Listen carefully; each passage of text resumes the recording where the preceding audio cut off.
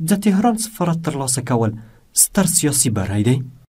ایران د افغانستان اسلامي امارت ته په تهران کې سفارت په رسمي توګه سپارلی دی.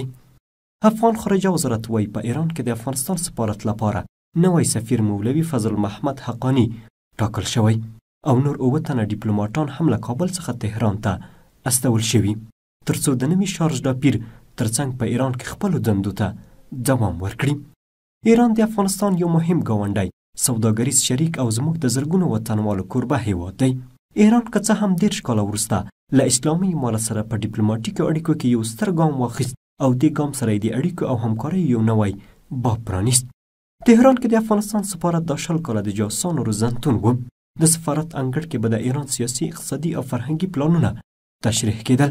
همالته به داخلي جاسوسانو ته دندې سپارل کېدلې او له همدې ځایه به د افغانستان د تباهۍ او بربادۍ نوي پلانونه رهبري کېدل.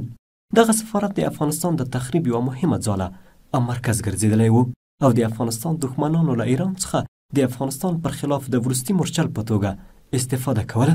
خو له نیکه مرغه چې یاد مرکز نور د جاسوسانو پر مخ وتړل شو او د جاسوسانو نښې هم ترې پاکې شوې. جالبه دا وه چې په تیر کې خلکو پر خپلو لنډغرو او ګوندي برخو سفارتونه ویشلي وو او دا سفارتونه یې خپل شخصي ملکیت ګرځولی وو او د یوې کورنۍ او ګروپ د شخصي تجارت مرکز وو چې په سفارت کې د 3 رنګه بیرغ پر ځای د لنډغرو بیرغ رپاوه. تهران کې د افغان سفارت خپلېدل عادي کیسه نه ده، بلکې د دې سفارت ترلاسه کول د شر او فساد پر تابوت یو محکم میخ وهل دي. دا مهمه ډیپلوماټیکه لاسته راوړنه یوازې د اسلامي امارت لپاره نه ده، بلکې د ټول افغانستان او هر افغان لپاره مهمه لاسته راوړنه ده. په ایران کې د سفارت ترلاسه کول د افغانستان او ایران د سوداګرۍ او نورو برخو کې د همکاریو د نوي باب پرانیسته ده او د افغانستان اوسني دولت د رسمیت پیژندنې پر لور رسمي ګامونه دي.